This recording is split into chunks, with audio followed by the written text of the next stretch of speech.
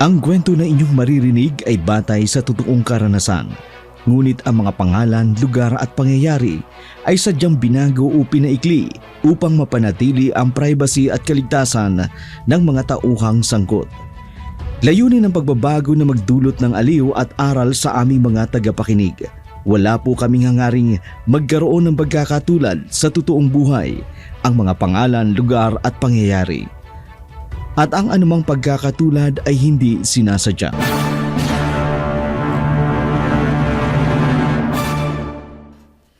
Asimira! Lumabas ka dyan!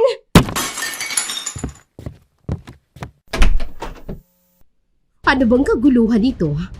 Hayop ka! Ikaw ang dahilan kung bakit namatay ang anak ko!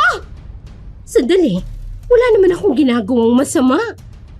Simula nang nagpahula ako ng sa anak ko, nagkatotoong kanyang kamatayan! Demonyo ka!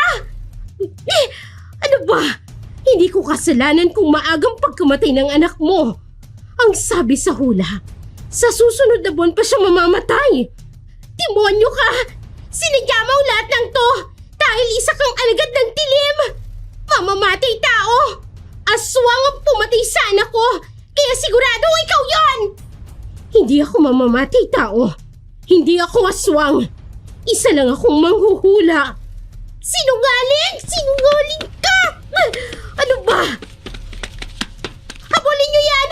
Huwag niyong hayaang makatakas ang babaeng yan!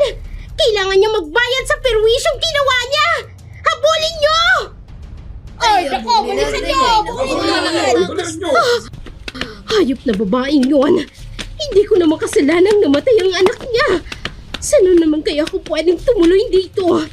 Ay, bahala na nga!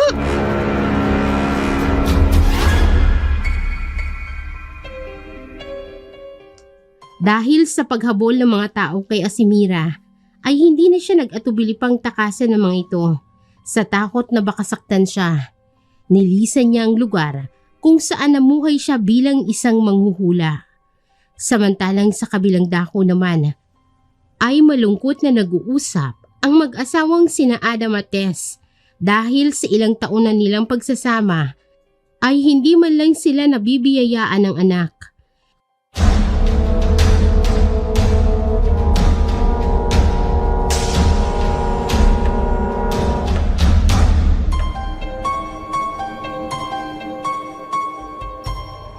Ilang taon ang pagsasama natin, pero hindi talaga tayo nabibiyayaan ng anak.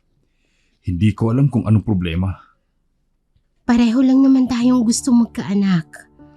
Alam mo naman, noon pa gusto ko na ng bata, hindi ba? Oo, alam ko naman yun. Ang hindi ko lang maintindihan kung bakit hindi pa rin tayo makabuo. Sabi ng doktor, may pag-asa ka pang mabuntis. Pero hanggang kailan? Ilang taon pa ba? Hindi ko alam, Adam. Hindi din ako Diyos para masabi ko sa'yo kung kailan ako magbubuntis. Kung mabubuntis pa ba ako? Ano ba, Adam? Hindi lang naman ikaw ang nakakaramdam ng ganyan. Pati naman ako. Pero sana wag mong hayaan na masira tayo dahil lang dito. Hindi ganun yun. Hindi mo kasi ako naiintindihan. Paano hindi? Adam, asawa kita. Simula pa lang nung inintindi na kita. Pero wala naman tayong magagawa kung hanggang ngayon wala pa din tayong anak.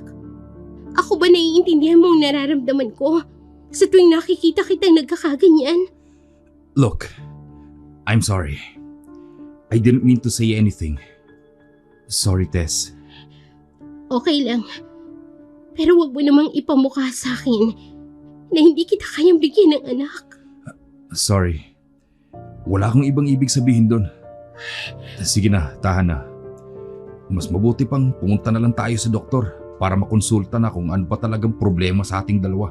Kung yan ang desisyon mo, sige. Kahit paulit-ulit pa tayong magpatingin sa doktor.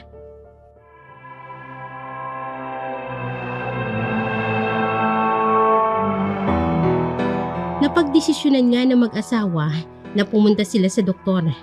Halos madami na din silang nakilalang doktor dahil sa ilang ulit na silang nagpapatingin. Isang milagro na lang daw ang magiging daan para makabuo silang dalawa. Tahimik lang na bumabiyahe kahit sa loob-loob ni Tess ay nalulungkot siyang isipin na baka siyang may diferensya. Natatakot din siya na baka iwanan siya ni Adam kung sakali man na siya talagang baog sa kanilang dalawa. Mahal niya ang asawa niya kaya handa siyang gawin ang lahat para dito.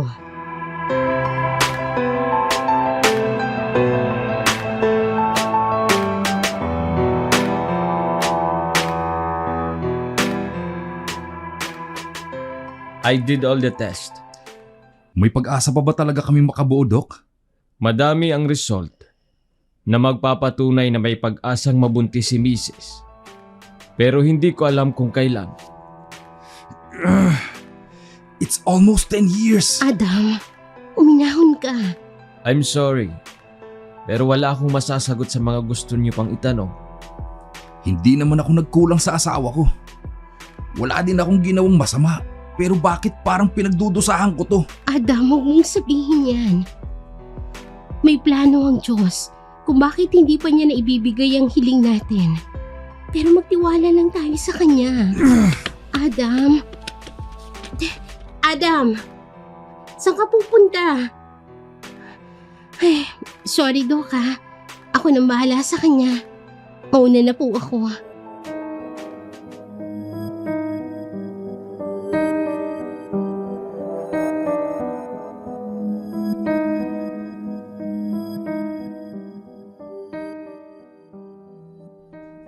Hindi malaman ni Tess ang gagawin niya sa asawa. Desperado na itong magkaanak pero kahit anong gawin ni Tess ay hindi pa rin sila makabuo. Hindi niya naabutan pa sa labas si Adam kaya naman naisipan na lang niya na pumunta sa bahay ng kaibigan niyang si Shane. Alam niya naman na kailangan lang mapag-isa ni Adam kaya hinayaan niya na lang ito. Para sa kanya ay masaya na siya na kasama si Adam. Kahit na hindi sila mabigyan ng anak. Pero si Adam, iba. Gustong-gusto niyang magkaanak. Sumakay na si Tess ng taxi. Saka pumunta sa bahay ng kaibigan. Kailangan niya rin kasi ng makakausap. Lalo pa sa sitwasyon nila ni Adam. Naabutan niya si Shane sa bahay nito na nagdidilig ng halaman. Kaya nang makita siya nito ay agad siyang pinapasok. Matagal na din silang magkakilala at magkaibigan. Simula nang hindi pa sila kasal ni Adam. Kaya lahat ng problema ay dito niya sinasabi.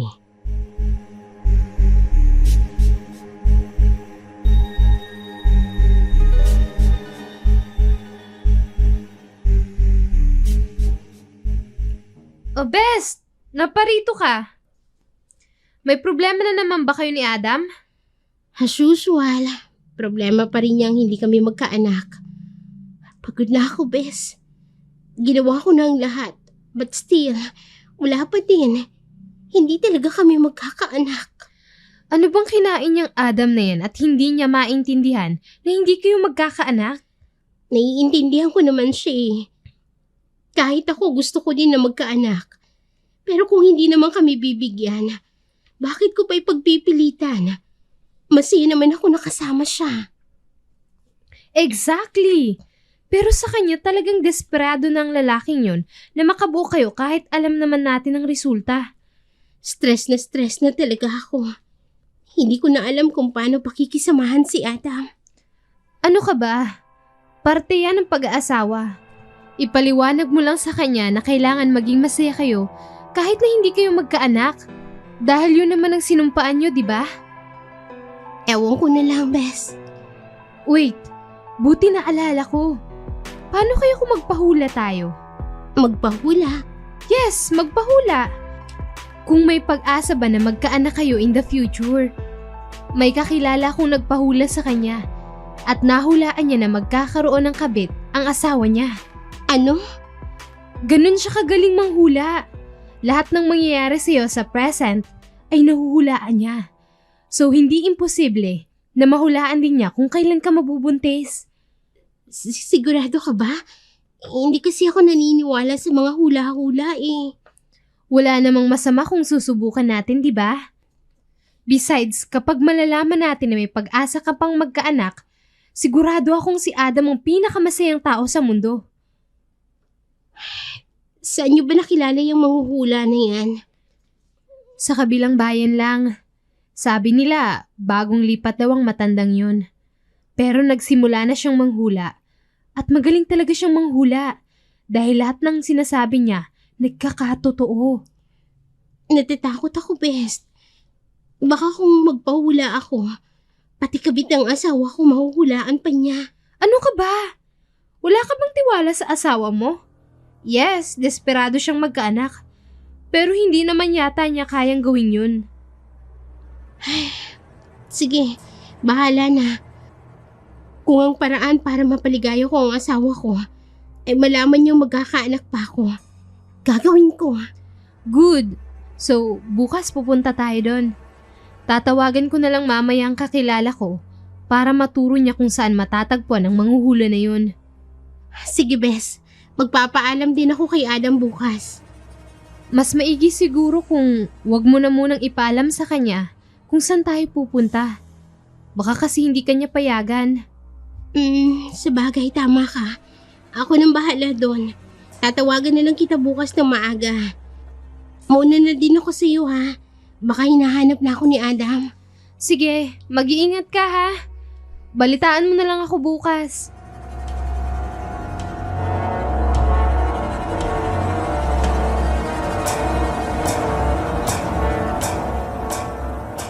Hindi na sumagot pa si Tess at agad na siyang nag-ayos para makauwi na sa kanila. Habang nasa biyahe siya, ay iniisip niya ang sinabi ng kaibigan kung tama nga bang gagawin niyang magpahula. Wala na rin kasi siyang ibang pagpipilian pa para pasayahin ang asawa dahil sa kagustuhan nitong magkaanak. Para sa kanya, kung talagang mahuhulaan man ang matandang yon na magkakaanak pa sila ni Adam, ay magiging masaya siya para sa kanilang dalawa. Pagka-uwi niya ng bahay, ay hindi na nga siya nagkamali na ando na agad si Adam at hinahanap siya. Kalmado naman ito, hindi katulad nung nasa ospital sila. Kaya malakas ang loob niyang lapitan ito dahil alam niyang hindi na ito galit.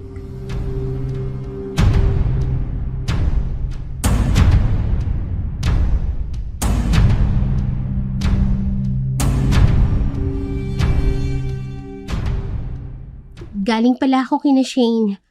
Sorry kung hindi ako nakapagpaalam sa iyo. Ako dapat ang humingi ng sorry sa'yo about sa inasta ko kanina. Oo, gusto kong magkaanak. Alam mo naman yun. Pero hindi pala tama yung ginawa ko na para bang sinisisi kita na hindi man lang tayo magkaanak. I'm sorry. Ayos na yun, Adam. Ano ka ba? Napaka-blessed ko talaga na ikaw ang naging asawa ko. Lahat iniintindi mo kahit ganito pa ang pag-uugali ko. Pinakasalan kita, Adam. Dahil mahal kita. Maliit na bagay na lang ang pinagtatalunan natin. At ayokong humantong tayo sa hiwalayan. Ayoko din mangyari yun. Kaya ako humihingi ng tawad sa'yo eh. Dahil ayaw ko din na mawala ka sa akin. Maghintay na lang tayo kung kailan tayo bibiyayaan ng anak. May plano ang Diyos para sa atin. Gaya ng sabi ko, siguro gusto niya na i-enjoy muna natin ang isa't isa. Pangako, hindi ko na ulit gagawin yun. Tama ka. Wala din naman akong magagawa kahit na magalit ako. Kahit anong gawin ko, hindi ko naman mabubuo ang bata sa galit. Oo, sige na. Masyado na tayong madrama. Ano nga palang ginawa mo kay Nasheen kanina? Nagpahangin lang. Gawa ng nag-walkout ka sa ospital. Ganun ba? Oo nga pala, Adam. Bukas aalis kami ni Shane. Girl banding. Saan naman kayo pupunta? Siguro sa mall lang o kahit saan. Nakiusap kasi sa akin si Shane na gusto niya ako makabanding. Simula kasi nang nag-asawa ko, wala na kaming time sa isa't isa. O sige, ayos lang sa akin yon. Ano ka ba? Kailangan mo ring libangin yung sarili mo. Gusto nyo, ihatid ko kayo bukas. Hapon pa naman ang trabaho ko sa office. Ano ka ba? Hindi na. Kaya na namin ni Shane na kami na lang. Baka dadalhin din niya yung car niya eh. Kaya siya na lang magmamaneho. Sigurado kayo? Oo naman, ano ka ba? Tsaka nga, di ba? Girl bonding nga, di ba? Sige, kayong bahala. Kumain ka na ba? Busog pa ako. Magpahinga na lang tayo. Maaga din kasi kaming aalis ni Shane bukas. Sige. Okay. Mauna ka nang matulog. Tatapusin ko lang ginagawa kong presentation para bukas. Maya-maya, matutulog na rin ako.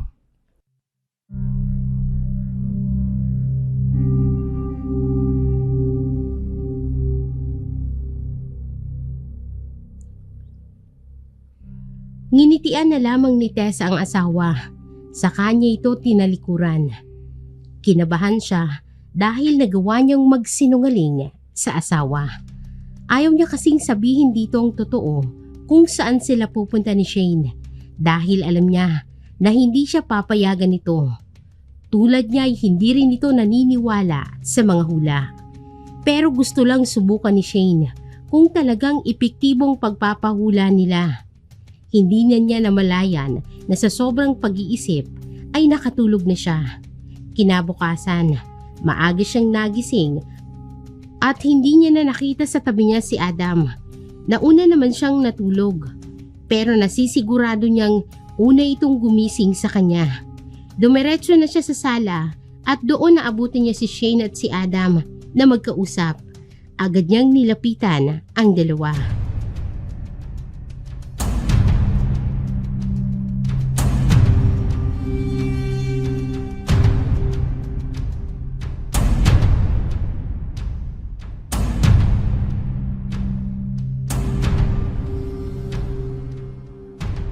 Oh, Best! Gising ka na pala. Ayaw ka kasing ipagising ni Adam kaya hinintay ko na lang na magising ka. Hindi ko nga alam bakit sobrang pagod ako. Oh, paano? Mag-ayos ka na at aalis na tayo. Sige, mabilis lang naman ako Magsha-shower lang ako tapos aalis na tayo. Okay, Best. Adam, ikaw na munang bahala kay Shane Saglit lang naman ako. Sige, Han. Take your time.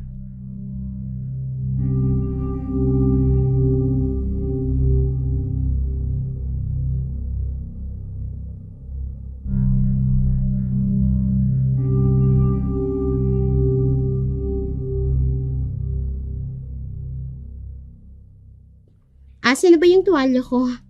Han? Oh, bakit mo iniwan si Shane doon? Ano ka ba naman?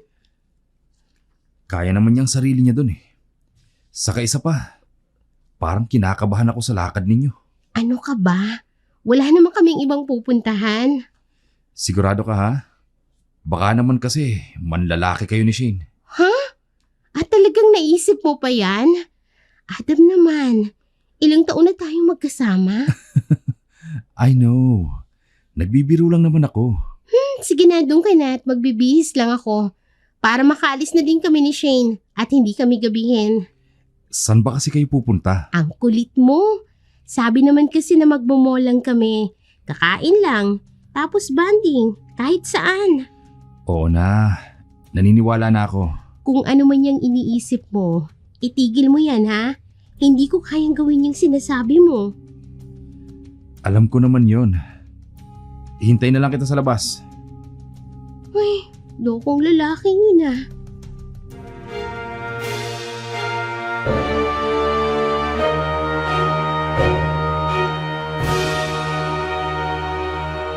Best, tapos ka na ba? Oo na, tapos na. Tara na. Han, aalis na kami Sige Han. Mag-iingat kayo. Kapag may nangyari, tawagan niyo ako kaagad ha? Oo, bye!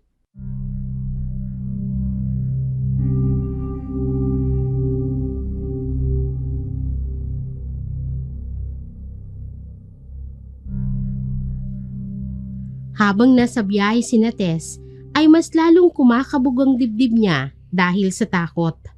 Takot siyang magpahula pero kailangan niya itong gawin.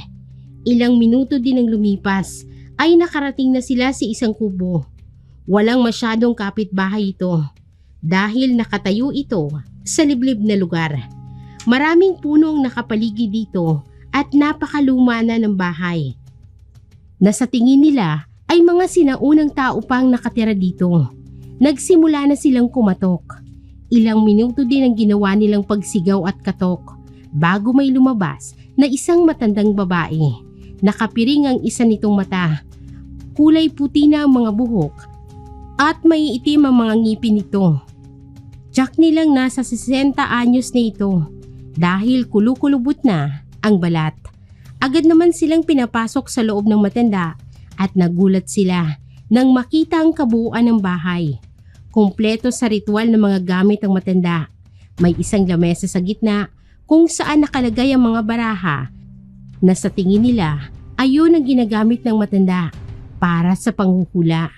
Kahit kinakabahan ay nilakasan ni Tess ang kanyang loob.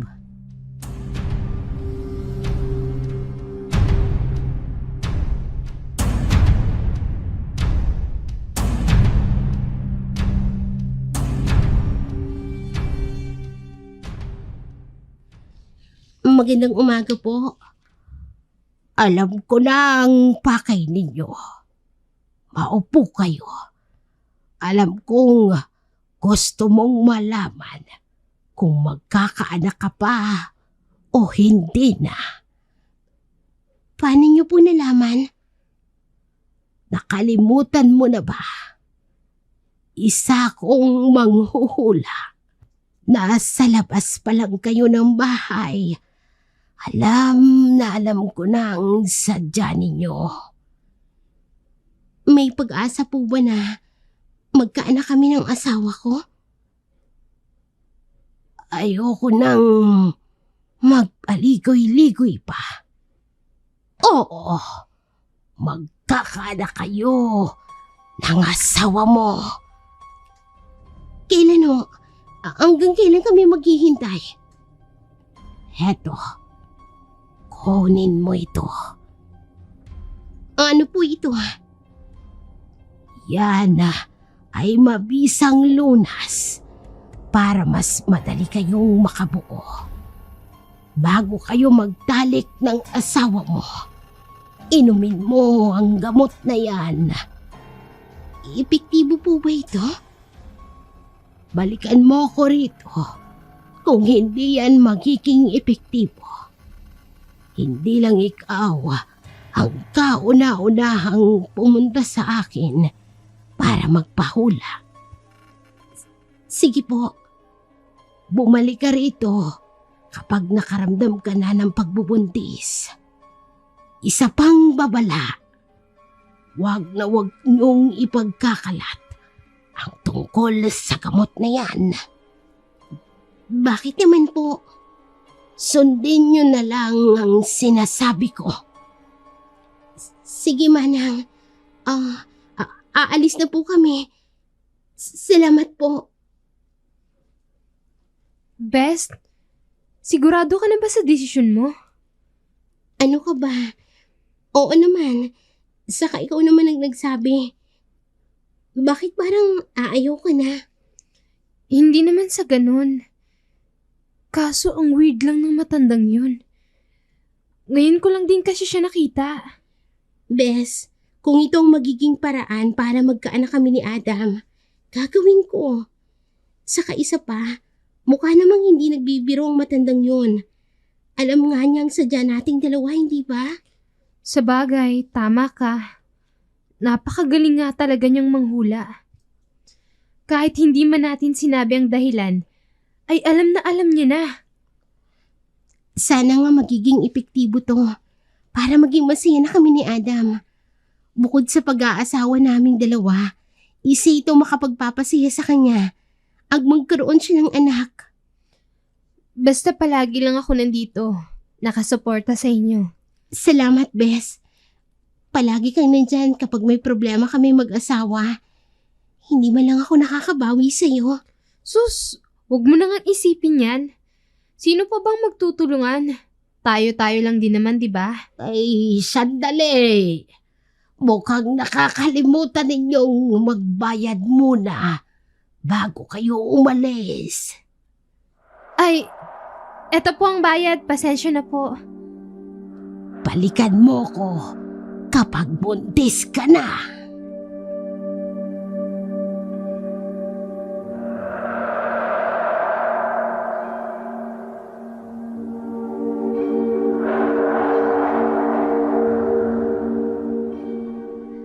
Masaya si Tess kahit hindi niya pa alam ang magiging resulta. Pero sinigurado niya na napakagaling ng matandang manghuhula na yon. Pagka-uwi nila sa kanilang mga bahay, ay ginawa niya agad ang sinabi ng matanda. Ininom niya ang gamot. Parang tubig lang siya na may kasamang ugat na hindi niya malaman kung anong halamang ugat yon. Pinatak niya yon sa inumin niyang juice, saka niya ito inubos. Halos gabi-gabi, ayun ang ginagawa ni Tess, gaya ng sabi ng matanda.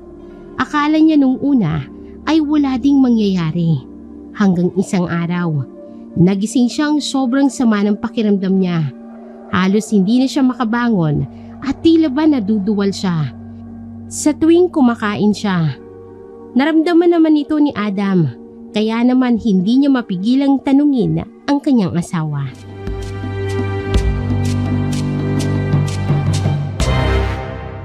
Ilang araw ko nang napapansin na palagi ka na lang nangihina. May problema ba? Wala. Masama lang talaga ang pakiramdam ko. Sigurado ka ba, Han? Magpatingin na kaya tayo sa doktor. Natatakot ako. Baka kung anong mangyari na sa'yo. Ano ka ba? Malusog ako. Wala naman akong sakit. I know. Pero lately, kakaiba na ang nakikita ko sa'yo. Palagi ka na lang natutulog, nahihilo, at nagsusuka. Sinyalis na para bang Huwag mong sabihin. buntis ka? Hindi ko alam.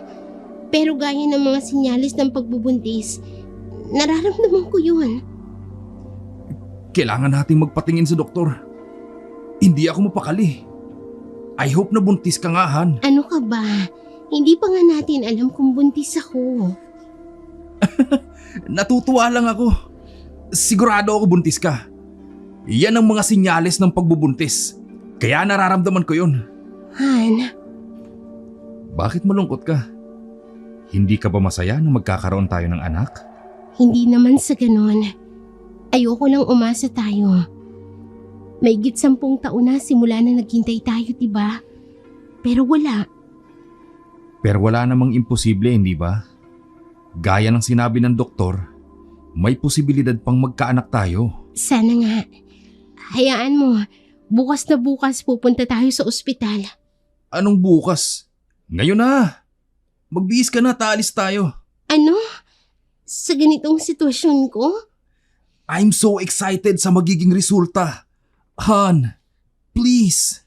Okay, fine.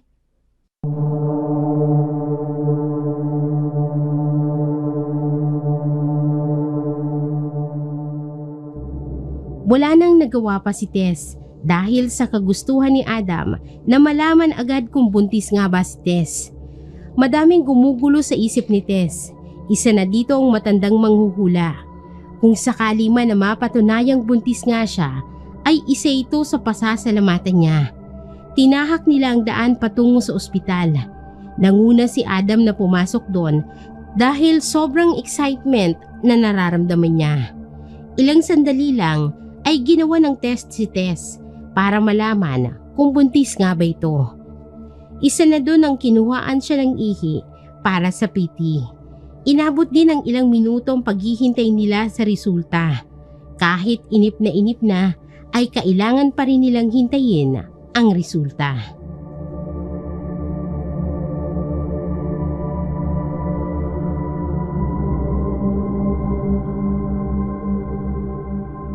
Sabi ko naman sa inyo, makakabudin kayo. Kailangan nyo lang maghintay ng tamang pagkakataon. Yes! Shh, Adam! Masaya lang ako, Han. Magkakaanak na tayo. May baby na tayo! Ang may papayo ko lang, huwag mong i-stress ang sarili mo. First baby mo to at ilang taon kayong naghintay. Kaya may posibilidad na mahihirapan kang magdala nito. Sige po, Doc. Salamat. Ito na pala yung vitamins na kailangan mong inumin habang nagdadalang tao ka. Okay, Doc. Ay, salamat po. Mauna na po kami. Narinig mo yon, baby? Ako yung daddy mo. Ano ka ba, Adam? Nasa tiyan pa yan eh. Hindi ka pa maririnig niyan. Maririnig din naman ako niyan. Tara na makauwi na tayo. Nahihilo pa din ako eh. Gusto ko nang magpahinga.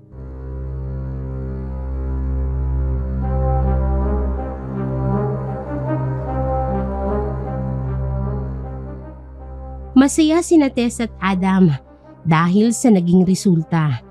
Sa kabila ng pagsubok na dumating sa kanila, ay nakamit pa nila ito. Ilang linggo na din nang lumipas, ay palagi pa rin nakakaramdam ng pagkahilo si Tess. Lagi din itong nakahiga, kaya naman si Adam bilang asawa niya ay ginagawa niyang lahat para hindi mapagod si Tess. Pinaghahandaan niya ito araw-araw ng pagkain. Minsan ay dinadalhan niya na lang ito sa kwarto dahil tinatamad itong tumayo.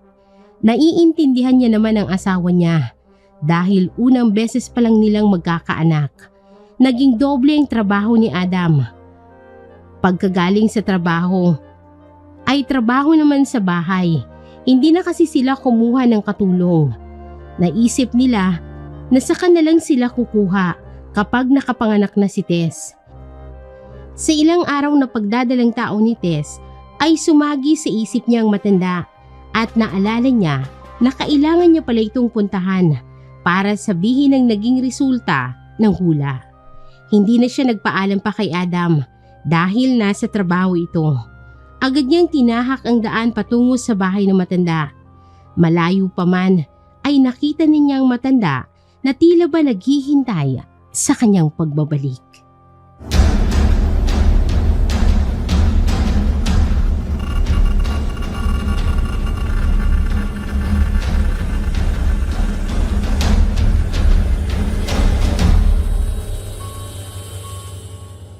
Maligayang pagbabalik, Tess. Salamat, Manang. Galing kami ng asawa ko sa ospital nung nakaraang linggo. Positive po. Buntis ako. Mabuti naman kung gano'n. Sabi ko naman sa'yo, lahat ng sasabihin ko ay nagkakatotoo. Ganun po ba kayo kagaling na manghula? Kaya kong hulaan ang hinaharap. Kaya kong hulaan ang buhay mo, pati na ng pamilya mo. Ang pamilya mong nababalot ng kasinungalingan. Anong ibig niyo pong sabihin, Manang? Hindi ko alam kung bakit hindi mo nararamdaman sa sarili mo ang pinupunto ko. Teka, hindi ko alam. Ano po bang ibig niyong sabihin? Naguguluhan ako, Manang. Hindi ko alam ang sinasabi mo. Pagsapit ng kabilugan ng buwan, isisilang ang isang anak ng aswang. Anak ng aswang? Manang, diretsahin mo nga ako. Imulat mong mga mata mo, Tess. Hindi ang anak mo ang unang anak ng asawa mo. Ano? Hindi kita maintindihan. Kasinungalingan ng nakapaligid sa'yo. Isang ahas at isang mapusok. Manang, wala po akong alam sa sinasabi mo. Gulong-gulo na ako. Pwede ba sabihin niyo sa akin lahat ng nalalaman ninyo? Ang mga hula niyo, sabihin niyo sa akin. Umuwi ka sa inyo para malaman mo ang totoo.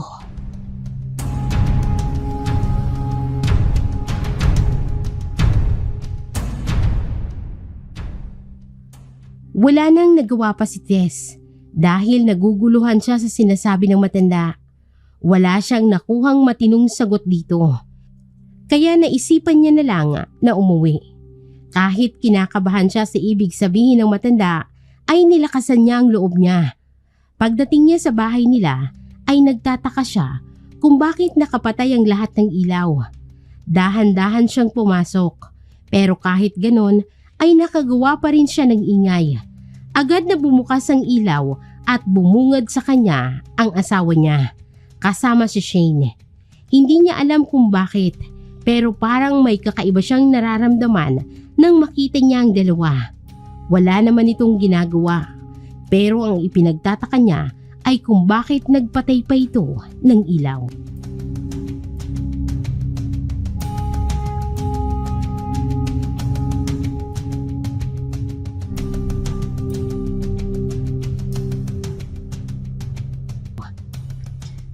Andyan ka na pala, Best. Kanina ka pa namin hinihintay. Umalis ka daw, sabi ni Adam. Saan ka pumunta? Diyan lang sa tabi. Ano pa lang sadya mo dito? Hindi ka man lang tumawag bago ka pumunta dito. Ha? Hinahanap kita. Magpapasama sana ako sa'yo bukas. Masama ang pakiramdam ko. Gusto ko magpahinga. Sige, sa susunod na araw na lang kapag okay ka na. Masama din ang pakiramdam ko sa mga susunod na araw. Kaya wala akong oras na umalis ng bahay. Baka may makapasok pang ahas. Best? Sige na, umuwi ka na. Kailangan naming magpahinga ng asawa ko. Sige, pasensya na. Adam, mauna na ako sa inyo ha.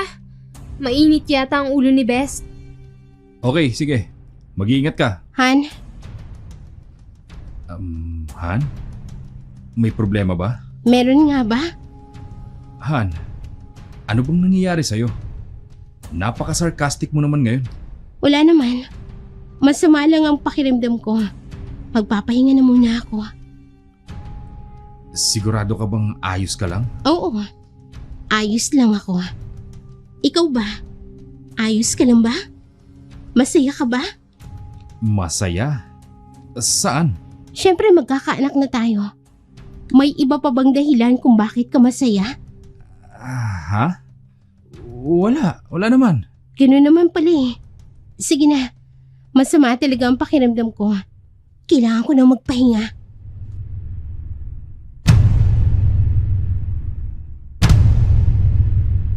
Hindi na hinintay pa ni Tess na magsalita si Adam. Ramdam niya na may tinatago ang dalawa. Sa isip niya, yun ba ang ibig sabihin ng matanda? Na inaahas siya ng sarili niyang kaibigan. Wala pa man siyang nakikitang ebidensya, pero natitiyak niyang may tinatago nga ang dalawa. Nakatulog na si Tess dahil sa pag-iisip niya kung ano nga bang totoo. Makalipas ang ilang linggo ay nabalitaan niyang isinugod sa ospital si Shane. Dahil kaibigan niya pa rin ito, ay pumunta siya doon kasama si Adam. Sinalubong sila ng doktor nang makita silang papasok sa loob ni Shane.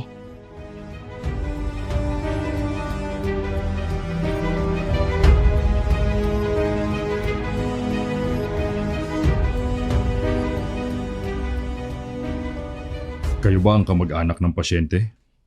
Kaibigan niya po ako. Ano pong nangyari sa kanya? Nahilo lang siya, dala ng pagbubuntis niya. Buntis si Shane? Yes, buntis po ang pasyente. Sige po, mauna na ako sa inyo. Madami pa akong kailangan puntahan. Huwag niyo lang pong i-stress ang pasyente. Nakakasama po sa bata. Ha? Buntis si Shane? Paano? Wala naman siyang boyfriend. Tess? Adam, may dapat ba akong malaman? Tess, I'm sorry. So, totoo nga ang hula? Totoo may relasyon kayong dalawa? No. It's not what you think. Wala akong gusto sa kanya. Sinubukan lang namin kung makakabuo kami. Kung ako ba ang may diferensya or what. Nagpapatawa ka ba? Sinubukan nyo? Sinubukan nyo? Without knowing na kung ano ang mararamdaman ko? Hayop kayo! Tess, makinig ka sa akin. Itiwan mo ako! Ang kapal ng mukha mo! Ang kapal-kapal ng pagmumukha mo! Nahingin sa akin yung sorry sa ginawa niyong dalawa sa akin! Tess, pinagsisisihan ko yun. Grabe! Lahat ginawa ko para sa'yo! Kahit anong ginawa ko! Para lang makabuo tayo! Hindi ko alam na hindi ka pa pala kontento sa akin! At sa kaibigan ko pa talaga! Sa kaibigan ko pa! Tess, Ang kapal na mukha mo! Wala ka ng kahiyan sa katawan mo! At pati asawa ko, sinunot mo pa! I'm sorry, Tess. Magsama kayong dalawa! Mga wala kayong kwenta! Mga ahas!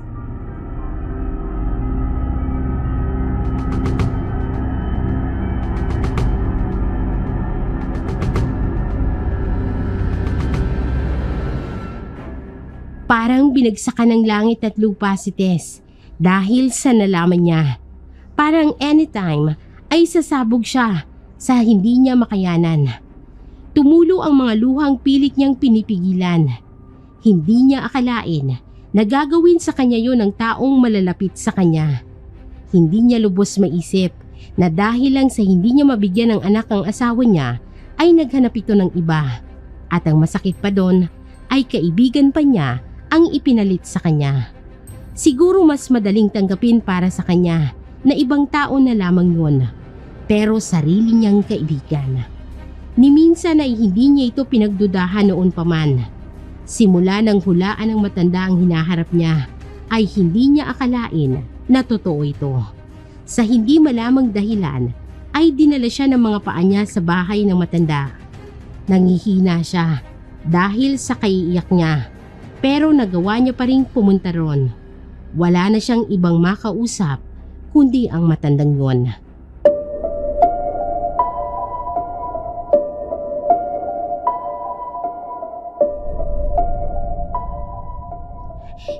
Hindi ko akalain na gagawin nila sa akin yun. Ang dami kong sakripisyo simula noon hanggang ngayon.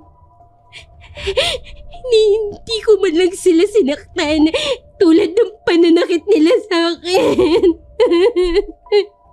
Udang tingin ko pa lang sa babaeng yun.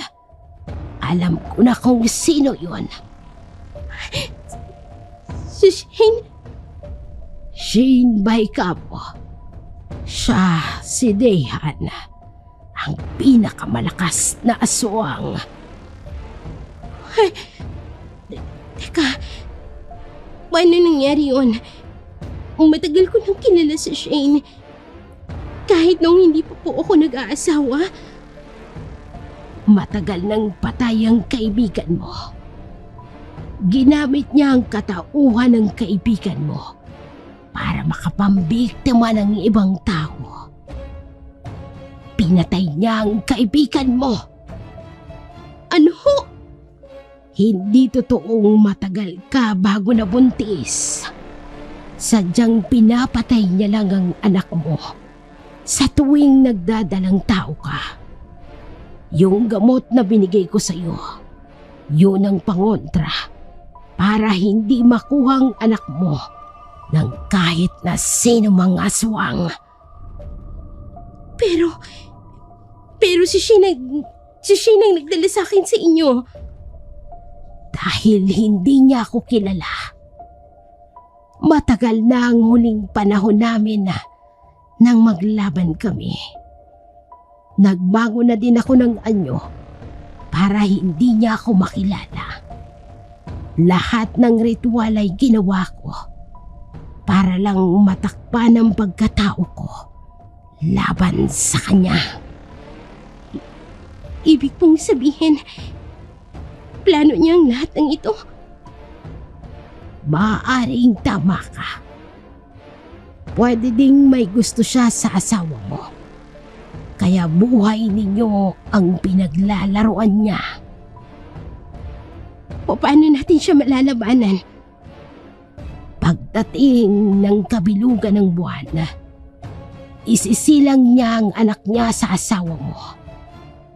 Sa kabilugan ng buwan, lalabas ang tunay niyang itsura. Kapag hindi natin siya napigilan, pati ang asawa mo ay hindi mo na mababawi pa. Hindi ko alam kung paano po natin siya mapipigilan.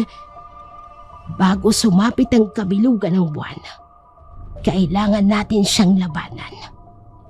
Kung matutulungan mo kong labanan siya, tutulungan ko rin kayong mag-asawa Sige, handa akong gawin ang lahat. Kahit na masakit ang ginawa ni Adam sa akin. Ayoko rin namang lumaki ang anak ko na walang ama. Gagawin ko ang lahat para lang mabawi ang asawa ko. Kailangan mong sumailalim sa paghuhusay. Hindi ka pwedeng lumaban sa isang aswang kung wala kang alam. Pero paano? Buntis po ako. Wala po akong alam na makipaglaban sa aswang. Huwag kang mag-alala. Nandito ako. Lakasan mo lang ang loob mo. Lahat ng mga nalalaman ko sa pakikipaglaban ay ituturo ko sa iyo.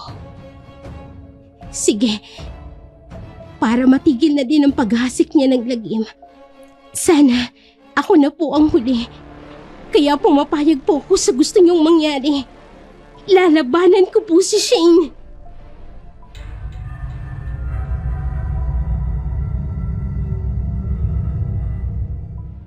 Gaya ng napagkasunduan nila, ginawa ni Tess ang makakaya niya.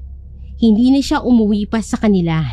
Hinayaan niya muna si Adam sa kamay ni Shane dahil babawiin niya ito kapag dumating ang araw na marunong na siyang makipaglaban sa mga aswang. Ilang buwan din siyang namalagi sa matanda. Lumipat sila ng matutuluyan dahil natitiyak niyang alam ni Shane ang bahay nito. Kaya minabuti nilang magpakalayo-layo muna. Halos araw-araw ay nag-iinsayo si Tess kahit na nagdadalang tao siya. Malaki-laki na din ang tiyan niya pero ayaw niyang sumuko sa kadahilanang kailangan niyang bawiin ang asawa niya sa kamay ng aswang. Hindi naman nasayang ang lahat ng pagtuturo ni Asamira kay Tess dahil lahat ay natutunan nito at masaya siya dahil madali lang natuto ang babae.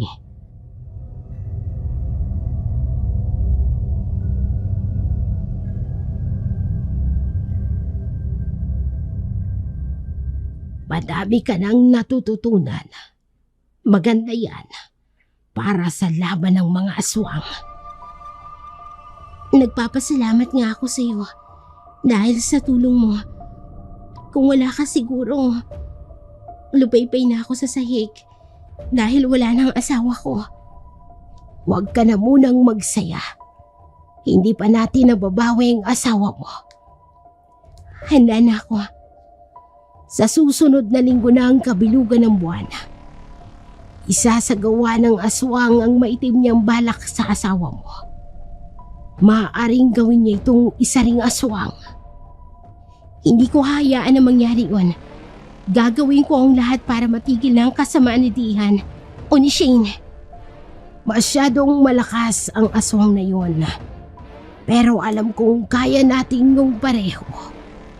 Lahat ng mga itinuro ko sa iyo, yun ang magiging sandata natin para matalo ang aswang. Hindi ko kalilimutan ang mga tinuro mo. Nakahanda na ako kahit na anong laban. At titiyakin kong mananalo ang kabutihan laban sa kasamaan. Masaya akong marinig yan sa iyo. Hindi ako nagkamali na ikaw ang napili ko para samahan akong labanan ng aswang. Hindi ko rin naman ito gagawin kung hindi dahil sa asawa ko. Sige na, magpahinga ka na. May 1 linggo pa tayong magpapahinga bago ang pakikipaglaban kay Dehan.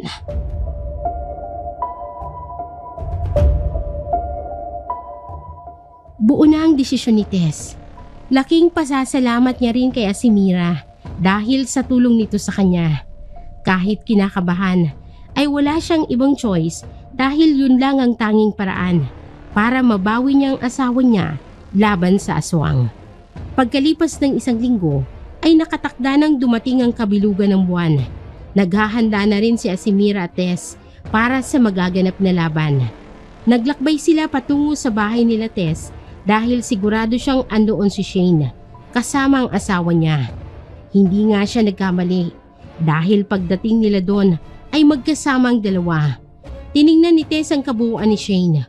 Kuhang-kuha na nitong itsura at pangangatawan ni Shane. Hindi niya akalain na isa nga itong aswang. Malaki na din ang tiyan nito.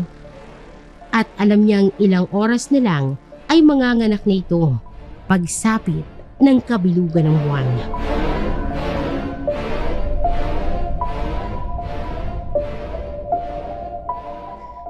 Anong ginagawa niyo dito?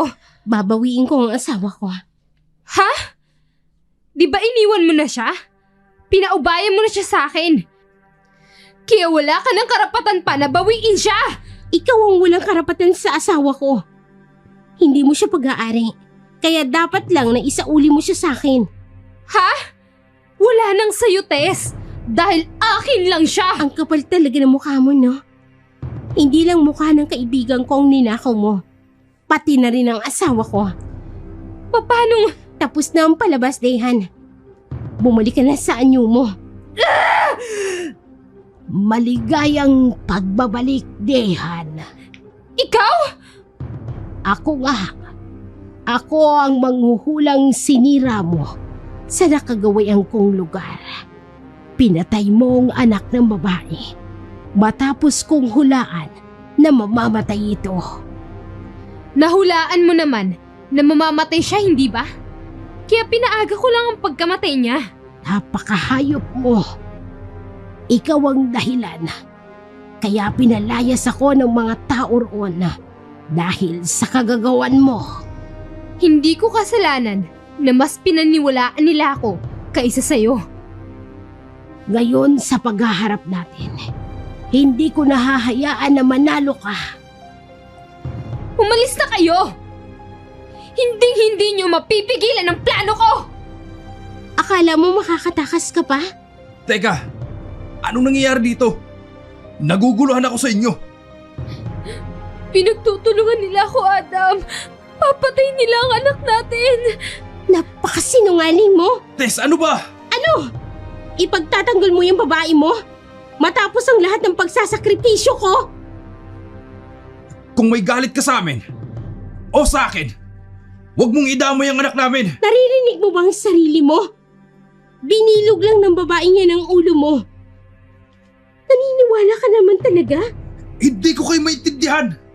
Talagang kakampihan mo ang babae niyan? Dahil ano? Dahil may anak kayo? Adam, may anak din tayo. Tess, ako na ang nakikiusap sa'yo. Huwag mong idamay ang anak namin. Sa akin ka na lang magalit dahil ako naman ang may kasalanan. Hindi ko akalain. Nakakampihan mo pa siya kung para sa amin ang anak mo. Wala din palang saysay na ipaglaban kita sa kanya. Tess, huwag kang sumuko. Alalahanin mo kung bakit tayo nandito. Huwag mong ipakitang mahina ka. Ang sakit lang kasi. Parang pinagtatabuyan ako ng asawa ko. Makinig ka. Maaaring may sinabi lang si Dehan sa asawa mo. Kaya nagkakaganyan siya. Huwag kang sumuko. Isipin mo lahat ng ininsayo natin. Lahat ng sakripisyo mo. Anong binubulong-bulong nyo dyan? Umalis na kayo! Bago pa mag-init ang ulo ko sa inyo! Ilabas mo ang tunay mong anyo, demonyo ka! Demonyo ka! Aray, ano ba? Adam! Tulungan mo ako, Adam! Tess, tama na! Nasasaktan na si Shane! Umalis ka dyan. Kung ayaw mong sayo ko isaksak ang kutsilyo ng hawak ko! Ayaw mo talaga magpalit ng anyo? Etong sayo! Tess! Talagang ginagalit mo ako! Ayan! Tingnan mong mabuti, Adam. Kung anong klaseng babae ang pinagtatanggol mo sa akin! Aswang! Tutal, alam nyo naman ang sikreto ko. Papatayin ko na lang kayong lahat. Mga walang kwenta! Akala mo ba madadaan mo ko sa pananakot mo? Halika rito! Lumapit ka! Etong sayo! Tangin mo ang latigo! Masakit ba? Kulang pa yan sa perwisyo mo sa pamilya ko! Tama na! Tess, parang awa mo na! Tess, mag-iingat ka! Huwag kang maawa sa kanya. Kahit anong mangyari, alalahanin mo, hindi si Shane ang kaharap mo. Wala na ang kaibigan mo. Napaka-pakialamera mong matanda ka! Dapat noon pinatay na kita! Bitiwan mo siya! Namnamin mo ang sakit nito! Anong nangyayari sa akin? Bakit ako nag-aapoy? Masunog ka sa impyerno! Kasama ng mga alagad mong demonyo! Ito pa! At ito pa! Mamatay ka na! Aray! Tess, ayos ka na ba? Lumayo ka sa kanya. Masusunog ang katawan niya. Sasabog yan. At tuluyan ang magiging abo ang buong niyang katawan. Isusumpa ko kayo! Isusumpa ko! Hihintayin ko ang pagbabalik mo. At sa pagbabalik mo, hindi lang yan ang aabutin mo! Hindi! Hindi! Hindi!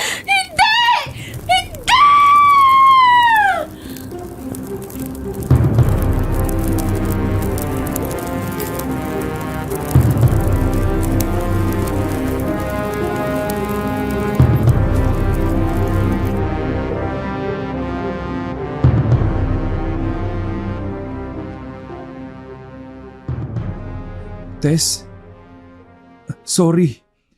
Sorry sa lahat ng ginawa ko. Sorry kung hindi kita pinaniwalaan. Hindi ko alam. Ayos lang. Nangyari na. Ito lang ang masasabi ko sa iyo.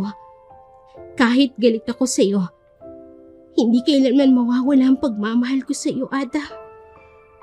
Pinagsisisihan ko ang lahat. Hindi ka karapat-dapat na lokohin. Ang tanga ko! Sa kagustuhan kong magkaanak, ni hindi ko man lang pinahalagahan ng mga nagagawa mo. Ang mga ginagawa mo para sa akin, napakawalang kwenta kong asawa at ama. Huwag mo na lang sisihin ang sarili mo. Hindi naman tayo perpektong tao para hindi magkamali. Nagkamali ka sa desisyon mo. Pero kahit ganoon, handa akong tanggapin ka. Dahil yun ang tama. Yun ang nararapat. Salamat, Tess. Ako ng pinakamaswerteng lalaki sa mundo at nagkaroon ako ng napakabuting asawa. Hayaan mo. Babawi ako. Babawi ako sa iyo at sa magiging anak natin. Lahat gagawin ko. Hindi na ako magiging duwag na ipaglaban ka. Salamat naman kung ganun, Ada. Hayaan mo, magtutulungan tayo para sa pamilya natin. Manang, maraming salamat din sa iyo. Maraming salamat po sa tulong mo. Ako ang dapat na magpasalamat sa iyo.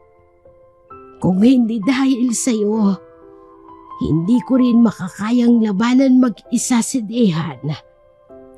Hayaan mo, kapag may mga aswang pa na nasa paligid, kahit saan, nakahanda akong labanan sila.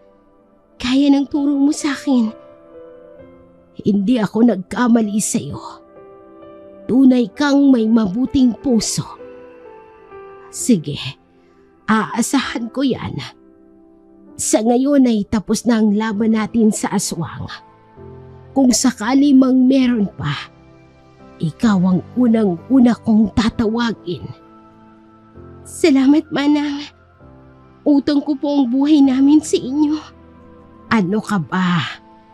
Huwag ka nang magsalita ng ganyan. Ginawa mo yon na dahil sa pagmamahal mo sa asawa mo. Sige na, mauna na ako sa inyo. Madami pa akong aasikasuhin sa bahay ko. Mag-iingat kayo.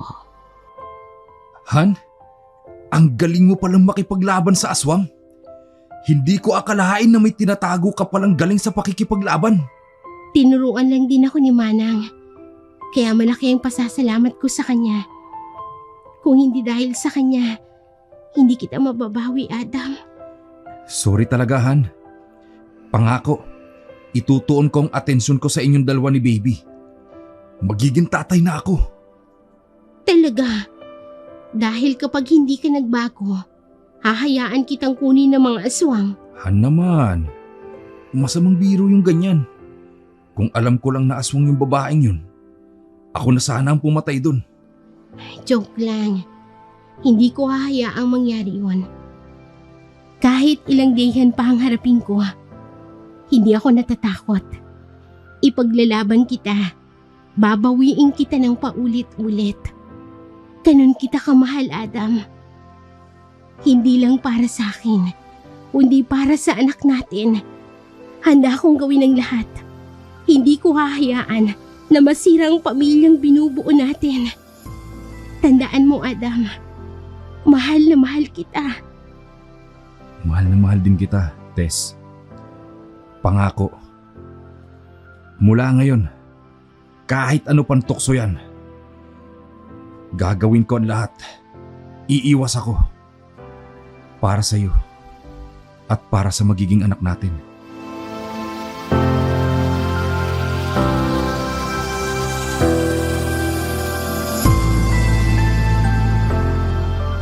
Masaya si Tess dahil sa kabila ng nangyari sa kanila ni Adam ay natutunan niyang magpatawad.